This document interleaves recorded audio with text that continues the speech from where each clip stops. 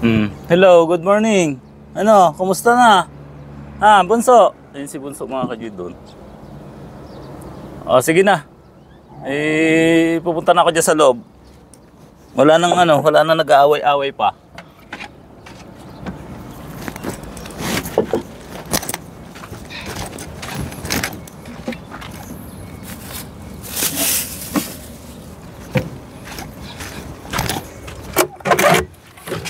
Opya! Doon muna, doon. Una.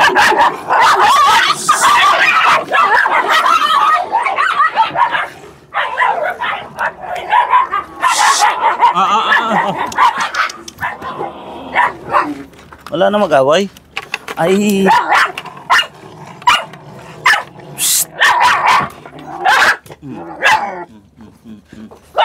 Tigas ang ulo nyo ah. Dinig na tayo sa labas. Wala na mag-aaway. So, ay.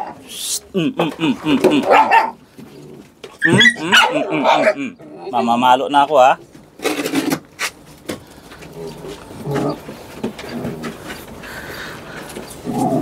Kakain na nga lang, mag-aaway-aaway pa. Ayusin natin tong ano mo, Laika. Yung pwesto mo.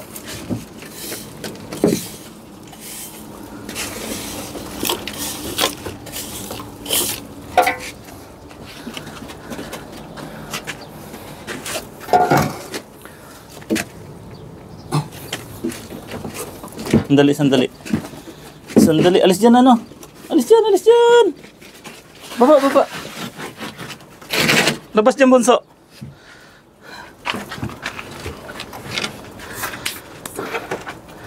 So maglagay muna tayo ng tubig. Ubos na namin yung tubig. Ay nako. Ang lakas nyo sa tubig.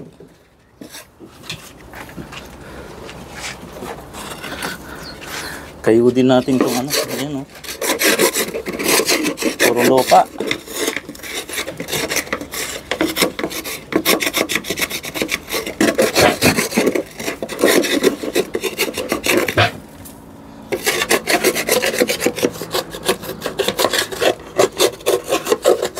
Wala pang pagkain dyan, Laika. Magantay ka.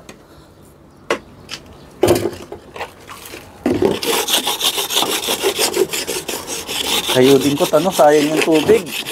Kumapit yung lupa. Huwag kayo maingay para hindi kayo naririnig sa labas at masyado nang delikado tong lugar nyo.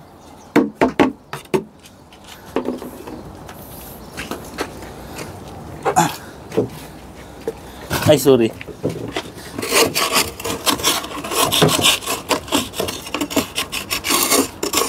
Hello, Tagti. Ang tahimik mo dyan.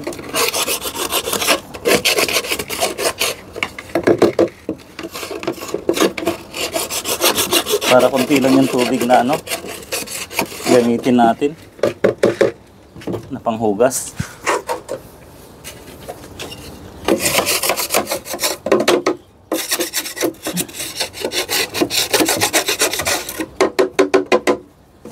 Yan.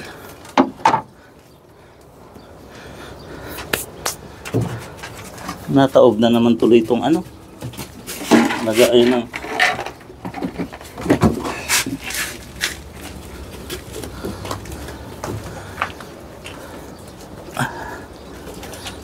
ayan mga kajuit, nakakalungkot lang dahil tawag dito, hindi ako makapagluto ng nila ngayon. Ayan, uhaw. Sandali. Up. Tapon pa yan Uhaw na kayo.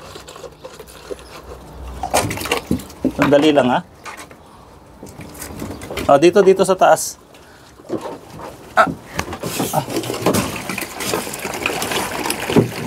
Naubusan tayo ng tubig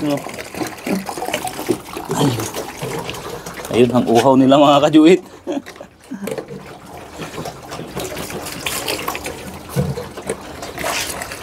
Hamakin nyo kung isang araw lang po silang hindi mapuntahan dito. Uhaw at gutom nyo. Sandali. Dito. Gutom at uhaw yung kanilang aabutin.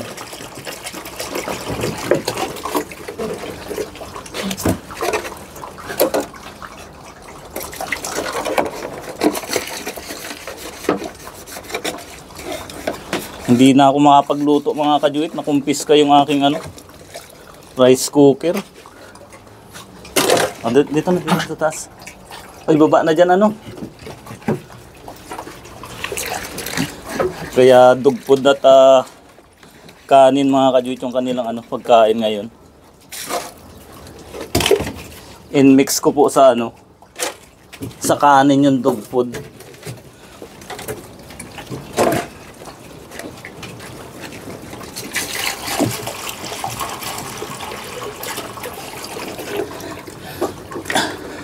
Grabe po yung uhaw nila.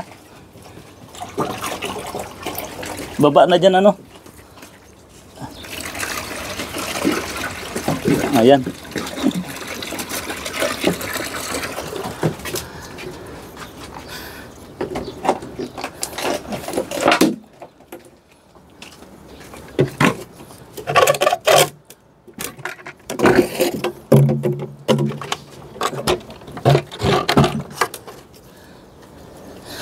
Oh, Laika, dito ka na. Ay, ito si Laika, mga kajuit. So, may pagkain mo ito.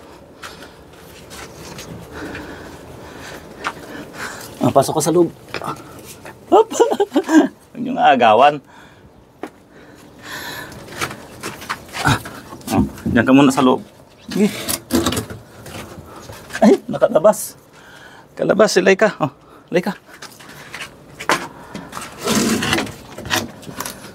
Try ko. Sandali, sandali.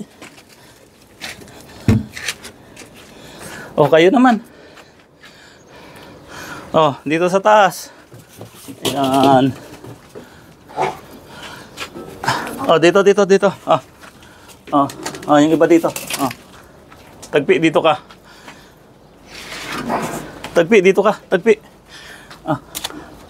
Sige na. Kain ka na.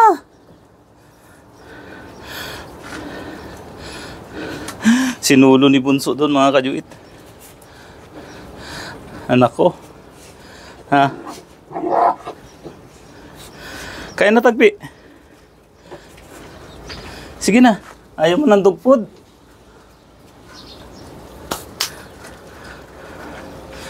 Hindi pa ako nakapagluto ng ulam nila mga kajuit dahil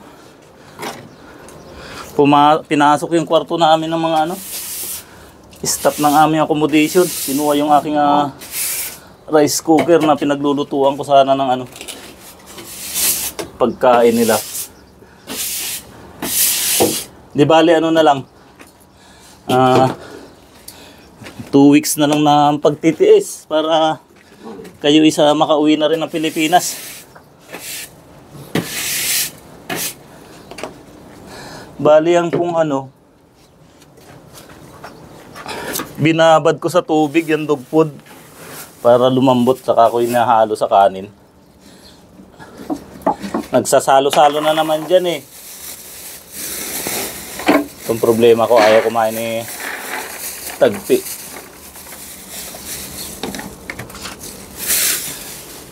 Sa mga papis po walang problema dahil kumakain po sila. Kain ka na, Tagpi, dyan. Sige na. Si Laika. Ubos na ni Laika. Sige na, kumain na rin po si Tagpi mga kajuit. Sige na, kain na kayo. Panda. Halika dito, Bunso. Dito ka, Bunso. Ang dami dito sa taas.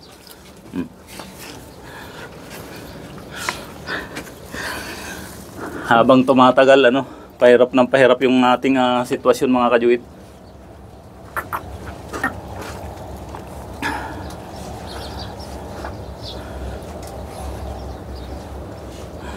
Yung pinaglalagaan ko ng ulam nila, pinagkait pa.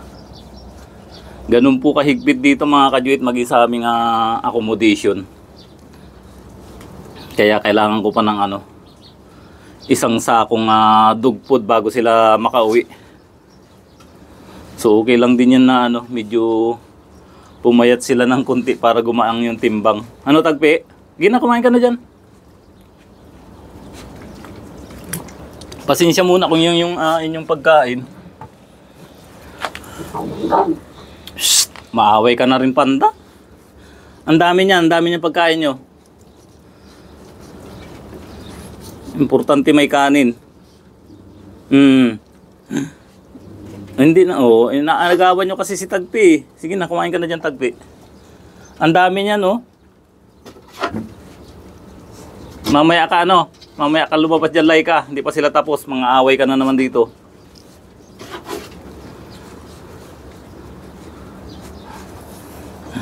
Si Bunso, nakikipaggagawan talaga siya sa pagkain. So may mga nagsasuggest mga kajuit na si Bunso at si Tagpi daw isa pagsamahin sa amin. Bunso, dito ka na kasi Bunso. Actually, dinig na dinig din sa labas tong busis ko mga kajuit. Nakakatakot yung mga nangyayari po ngayon dito dahil kagaya ni Mama Dog, nawawala siya. Maging yung ibang aso na aking dati nakikita isa wala na rin. Tapos napanood ko yung kay Driver Life in Saudi na yung mga aso sa ibang lugar po pala minimercy killing sila. So sana bago makaalis sila Tagpi, walang mangyaring masama sa kanila dito sa kanilang tirahan. Ayaw ko na rin sana mga kajuit i-vlog. Ayaw ko na sana sila ipakita rin yung pagpapakain sa kanila. Kaya lang kahit pa paano may update po tayo sa Tagpi Serye. So nasa po tayo mga kajuit, Tagpi Serye episode 73 na tayo.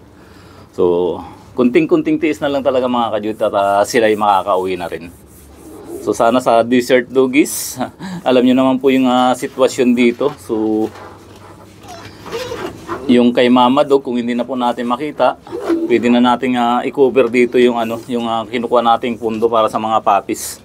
Pero hindi pa rin po ako nawawalan ng pag-asa na makikita si Mama Dog bago yung flight. So this week po sana magpakita na si Mama Dog para sa Fridays akin na siyang sisiluin at ihahatid sa clinic para i-boarding po. Di bali na magbayad ng 2 weeks sa boarding, at least safe po siya doon.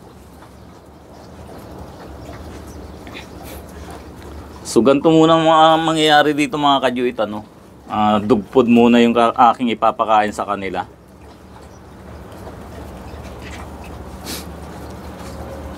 Si Tagpi medyo umimpis din talaga yung katawan niya. Si Tagpi kasi gustong malaya. Ang dami-dami doon Oy. Ba, maaway ka na rin Bunso Ito si Husky. Si Husky rin sanang gusto kong kunin nahatsing.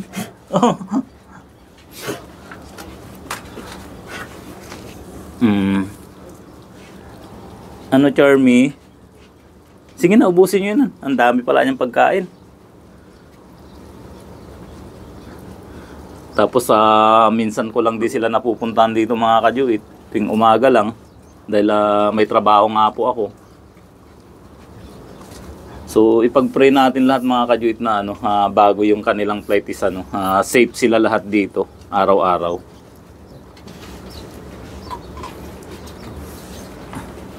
Ayun, mas gusto ni Tagpi mga kajuit yung dog food. Hello Sheba, ang laki ni Sheba. Ang laki-laki. Siya na ang pinakamalaki, si Sheba na ngayon ang pinakamalaki. Tapos itong si Panda, ang lakas kumain.